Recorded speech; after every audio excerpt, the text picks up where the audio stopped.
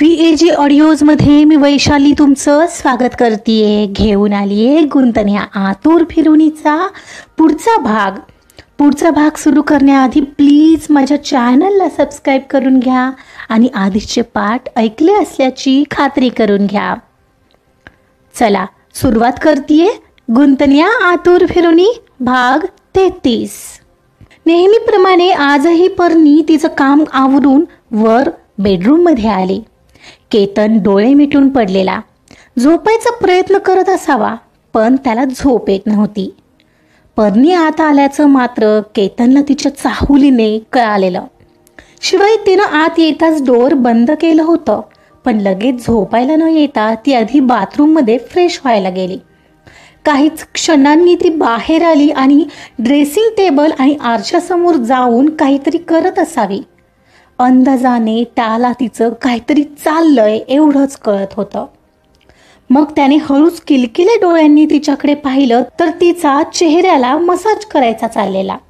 हल्ली ती तिच्या दिसण्याबाबतही चांगलीच जागरूक झालेली. केतन, झोपलात काय? आज लवकर झोपलात? थकलाय का? तिने केतनला प्रश्न केला. त्याने हुंकार दिला. त्यावर ती काही बोलली नाही. पण काहीच क्षणांनी ती ब्लँकेटमध्ये शिरत त्याच्या जवळ आली. त्याच्या गळ्यात हात घालून तिने त्याला जवळ ओढलं आणि त्याच्या गालावर किस केलं. तसं त्याने डोळे उघडले. पाहतो तर ती त्याच्याचकडे एकटक आणि प्रेमाने पाहत होती. आणि आता तर ती त्याच्या केसातून हात फिरवू लागलेली. केतन, बरं आहे ना आज तुम्हाला? आज थकलाय का खूप? ऑफिसमध्ये काही टेन्शन तर नाही ना? नाही पर्णी, असं का विचारत आहेस? आणि काय आज झोपायचं नाही आहे का तुला? केतनने तिला विचारलं. झोपायचं आहे ना. आणि केतन, उद्याचं लक्षात आहे ना, मी तुमच्यासोबत जिमला येणार आहे. ती नेमकं जिमबाबत बोलली जे त्याला त्रास देत होतं. आणि आज खूप मिस केलं मी तुम्हाला. कधी एकदा भेटते असं झालेलं. ती त्याच्या जवळ जात त्याला बिलगून म्हणाली. हो का बरं? असं आजच काय झालंय?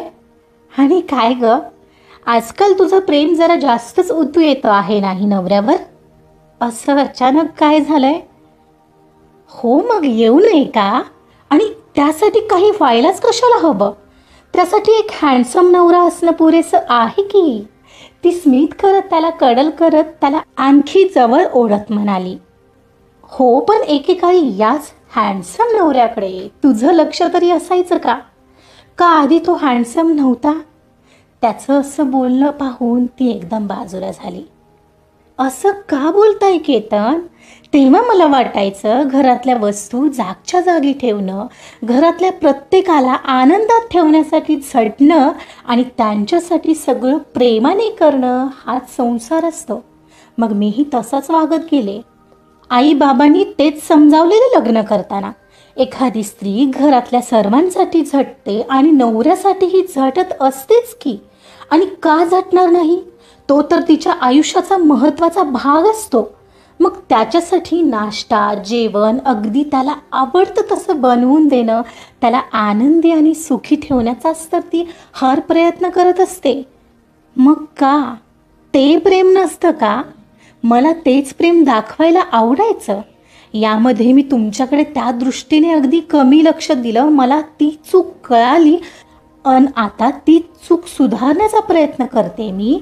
मग तरीही असं लागेल असं का बोलताय आज केतन? तुम्हाला आवडत नाही आहे का हे? तिचा पर्स्पेक्टिव्ह ऐकल्यावर त्याला थोडं वेगळंच वाटलं. या बाजूचा तर त्याने कधी विचारच केला नव्हता जे ती आज बोलत होती. नाही, तसा अर्थ नव्हता माझा. म्हणजे अचानक तू इतकं स्वतःकडे लक्ष देऊ लागली आहेस, दिसण्यावरही देते आहेस आणि काहीतरी करायचंही मनावर घेतलं आहेस. आणि आता तर जिमही जॉईन केली आहेस. म्हणजे चांगलं आहे हे सगळं.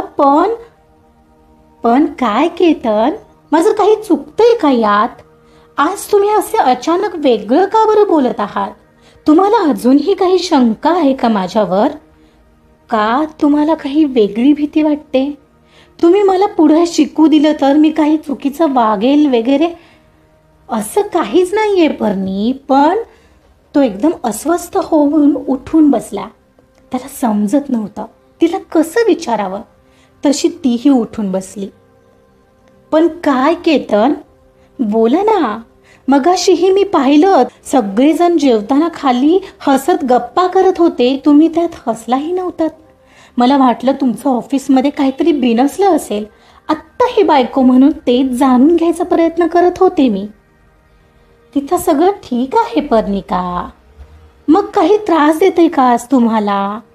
तिने विचारलं. तसा तो क्षणभर शांत झाला आणि मोठा श्वास घेऊन तिला म्हणाला, पर्णी एक विचारू? हो विचारा ना. तू आज जिम जॉईन केलीस, ठीक आहे. तुला मला सरप्राईज द्यायचं होतं म्हणून तू मला काही बोलली नाहीस, पण म्हणजे अचानक जिमच का? तुम्हाला नेमकं काय त्रास देते आहे केतन? मला माहीत नाही, पण अहो मी जिम जॉईन करणारच नव्हते. मी तर झुंबा क्लास जॉईन करणार होते. तेच मी आईंनाही विचारलेलं. ते तर आईंनी मला सुचवलं की मी तुमचीच जिम जॉईन करावी. त्यांना वाटत होतं आपण सोबत जाऊ येऊ, म्हणून केली मी जिम जॉईन. दुसरी कोणती करण्यापेक्षा तुमचीच केली. का नाही आवडले का तुम्हाला? ओ, हे तुला आईने सुचवलेलं?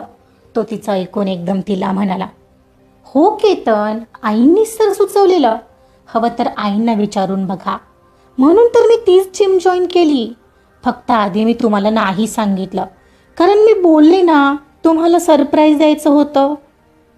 पण काय झालंय केतन? ती नमत्या आवाजात त्याला विचारत होती. ओ, त्याने क्षणभर डोक्याला हातच लावला. आपण उगाच ते आपल्यावर वॉच ठेवते असा बेडपत विचार करतोय का? काय झाले केतन? काही नाही, आय एम सॉरी. सोड ना यार, चल झोप, उशीर होतोय. म्हणत बेडवर आडवा होत तो तिला घेऊन आडवा झाला. काहीतरी झालंय केतन, असं कोड्यात का बोलताय? सांगा ना, मला उगाच टेन्शन येतंय. पर्णी, मला फक्त एवढंच सांग, तुझा माझ्यावर विश्वास आहे ना? तो तिच्या डोळ्यात पाहत म्हणाला. हो ऑफकोर्स केतन, आता हे किती वेळा सांगायचं? आणि तोच प्रश्न का विचारताय तुम्ही? तुम्हाला विश्वास नाही वाटत एका माझ्या बोलण्यावर? नाही यार पर्णी, तुझा विश्वास आहे ना माझ्यावर, मग झालं. मग मला बाकी काहीही ऐकायचं नव्हतं. झोप बरं शांत आता तू. उद्या लवकर उठून जायचं आहे ना जिमला? म्हणत तिला घट्ट मिठीत घेत तो तिच्या डोक्यावर थोपटू लागला. हा मी काय विचार करत होतो पर्णीबद्दल. ती बोलली आहे, तिचा माझ्यावर विश्वास आहे, म्हणजे ती असं काही करणार नाही. मग माझ्यावर वॉच का ठेवेल ती? मी उगाच खूप रिॲक्ट झालो बहुतेक. चुकलोच मी. डोळे मिटून तो विचार करत होता. पर्णीला मात्र केतनच्या या वागण्यामागचा अर्थ समजेना झालेला. त्याने अगदी तिला घट्ट हृदयाशी धरलेलं की त्याची वाढलेली हृदयस्पंदनही तिला अगदी सहज ऐकू येत होती. तिला मात्र त्याच्या वागण्याचा अर्थबोध न झाल्याने वेगळीच भीती मनात दाटून जात होती. कारण कळत नव्हतं, पण भीती मात्र स्पर्शून जात होती. ओ गॉड, केतन असे का रिएक्ट झाले अचानक? कियाराने तर काही भरवलं नसेल ना केतनना? असं काही झालं असेल तर? बापरे, हा तर मी विचारच केला नाही. काहीतरी गडबड नक्कीच आहे, पण कळणार तरी कसं? एवढं मात्र नक्की, मला खूप जपून राहावं लागेल. दुसऱ्या दिवसापासून सकाळी केतन आणि पर्णी सोबत जिमसाठी गेले. आणि पर्णी आता जिमसाठी केतन सोबत रोजच येणार हे कियाराला न सांगताच समजलेलं. तिला निदान जिममध्ये तरी आता काही त्याच्याशी बोलता येणार नव्हतं. पर्णीने आज जाणून बुजून कियाराला जिममध्ये पोहोचताच हाय केलेलं आणि तशी कियारा आतल्या आत जळून खाक झालेली. पहिला दिवस तर एकही शब्द केतनसोबत न बोलता कियाराला एक्सरसाइज करावी लागली. आणि केतन कालसारखाच आजही पर्णिकाच्या मागे मागे करत होता. तो पर्नीसोबत आला आणि पर्नीसोबत निघून गेला. आणि कियाराला मात्र आज मूग गिळून गप्प राहण्याशिवाय काहीच करता आलेलं नव्हतं. पण यार, हे रोजच असं होणार. ती त्याच्यासोबत येणार आणि हा तिच्या मागे मागे करणार. हे सगळं पाहताना तिचा जळून पापड होत होता, पण ती काहीच करू शकत नव्हती. जिमसोबत पर्निकाने आता तिचं डाएटही फॉलो करणं सुरू केलेलं. भिजवलेले स्प्राउट्स आणि प्रोटीनयुक्त नाश्ता सकाळचा आवर्जून खाणं हे तिनं आजपासून सुरू केलेलं. दिवसभरात भरपूर पाणी पिणं, ऑइली कमी खाणं, ह्या छोट्या छोट्या गोष्टींवर ती आता लक्ष देऊ लागलेली. जिमसाठी पर्नीने सुद्धा खास कपडे घालतात तसेच घेतलेले. टी शर्ट आणि जॉगर्स लागलीच ऑर्डर केलेले आणि आता ती तेच घालून जिमला जाणार होती. थोडक्यात पर्नी तिच्या प्रत्येक गोष्टीत जाणीवपूर्वक बदल करत होती. केतनला आवडतं म्हणून नाही, तर स्वतःसाठी, स्वतःच्या आनंदासाठी करत होती. आणि जेव्हा आपण इतरांसाठी स्वतःमध्ये बदल न करता स्वतःसाठी करतो ना, तेव्हाच फक्त आयुष्य आनंदी, सुखी आणि सुंदर बनतं. आणि अशी व्यक्ती अर्थात नवऱ्यालाच नाही तर तिला पाहणाऱ्या प्रत्येकाला स्वतःकडे आकर्षित करू लागते. कियाराने केतनच्या मनात बिनाबुडाचा काहीही पुरावा नसताना भरवलेला विचार तर असाच उडून गेलेला. आणि केतन पर्नीमध्ये अजूनही सगळं ठीक होतं. पर्नीचा उद्या इन्स्टिट्यूटमध्ये जाण्याचा पहिला दिवस असणार होता, त्यामुळे सकाळी लवकर उठून आधी जिमवर जावं लागणार होतं. मग तिथून येऊन तिला स्वतःची आंघोळ वगैरे आवरून, शिवाय टिफिन नाश्त्याचंही पाहायचं होतं. मग तिला तिच्या क्लाससाठी जाण्यासाठीही आवरून तयार राहायचं होतं. स्केड्यूल थोडंसं टाईट असणार होतं, पण आता तिला ते सगळं मॅनेज तर करावंच लागणार होतं. मूड येण्यासाठी सकाळी भिजवलेल्या मटकीतून पाणी काढून पर्नीने ते चाळणीत काढून झाकून ठेवले. उद्याच्या टिफिनसाठी लागणारी भेंडी आत्ताच धुवून सुकवून ठेवली. रात्रीची किचनमधली सगळी कामं आटोपून मग ती वर बेडरूममध्ये आली. केतन बहुतेक बाथरूममध्ये होता. तिला आवाजावरूनच समजलं. उद्याची मॅनेजमेंट आत्ताच करून ठेवावी यासाठी ती कपाटाकडे आली. उद्या काय घालू बरं? डोक्यावर ताण देऊन गालावर बोट आपटत तिचा गंभीर विचार चाललेला. I like red colour. Red कलरचा टॉप आणि जीन्स घालते पहिल्या दिवशी. हो, आत्ता घेतलेले ते ब्लॅक कलरचे हाय हिल्स त्या कपड्यांवर मॅच होतील. हा विचार तिच्या मनात चालू होता आणि ती ते कपडे काढणार एवढ्यात केतनने तिला पाठीमागून येत तिला मिठीत घेतलं आणि तिला अधिकाधिक जवळ खेचत तिच्या गालाला गाल लावू लागलेला. अहो केतन, काय करताय? थांबा ना, उद्याचे कपडे काढू द्यात, ती हसत म्हणाली. उद्याचे कपडे का? उद्या कुठं चाललीस तू आणि मला बोलली नाहीस? अहो, असं काय करताय? उद्या माझा फर्स्ट डे नाही का कोर्सचा? तेच, उद्या घालायचे कपडे काढते, ती त्याच्याकडे वळत म्हणाली. ओ ते होय, म्हणजे उद्या पहिला दिवस आहे तर. ए पर्नी, जरा जपून हा. कोणी काही त्रास दिला तर मला सांगशील आणि काळजी घेशील हा यार, तो तिच्या गालाला हात लावून म्हणाला. हो केतन, तुम्ही नका हो एवढी काळजी करू, ती हसली. पण मला वाटते ना तुझी काळजी. आणि हो, मी विसरायचो तुला सांगायला. ए पर्नी, उद्या सकाळी आमची ट्रीप जाणार आहे, लक्षात आहे ना? 1 नाईट स्टे आहे, सो उद्या मला टिफिन नकोय. ओ, म्हणजे तुम्ही उद्या रात्री येणार नाहीये तर? ती तिच्या मनात आलेल्या वेगळ्याच काळजीने बोलली. हो, मी आता परवा सायंकाळी वगैरेच येईल.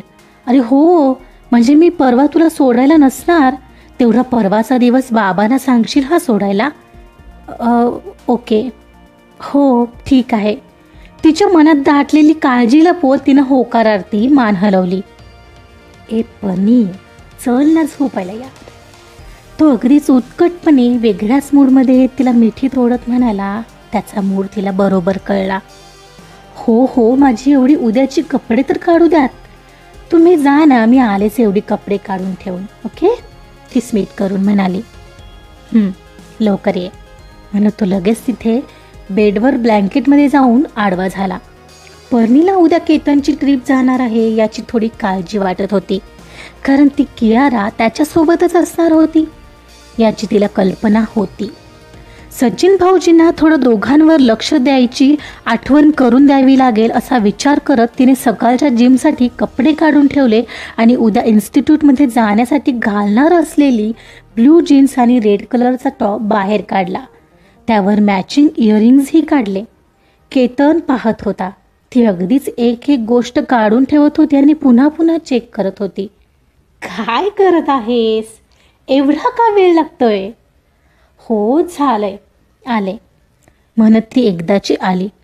ब्लँकेटमध्ये शिरली तसं केतनने तिला जवळ ओढलं आणि तो तिच्यात हरवू लागला. दुसऱ्या दिवशीही केतन आणि पर्णिका सोबतच जिममध्ये पोहोचले. आज पर्णीला काही तिला हाय करायची इच्छा झालीच नाही. तिला उगाच कसलीशी भीती वाटत होती. ती तिच्याच विचारात तिचं नेहमीचं रुटीन फॉलो करत होती आणि केतन आजही तिच्या मागोमाग होता. आता ही नेहमीप्रमाणे वाकून डंबल वेट लिफ्ट अप करायची तिची एक्सरसाइज चाललेली तर केतन पर्णीच्या बरोबर मागे उभा होता. कियाराकडे तर त्याचं लक्ष नाकेबराबर होतं आणि याचाच तिला प्रचंड राग येत होता. एवढ्यात कियाराच्या डोक्यात कुरापत आली. आऊच आऊच.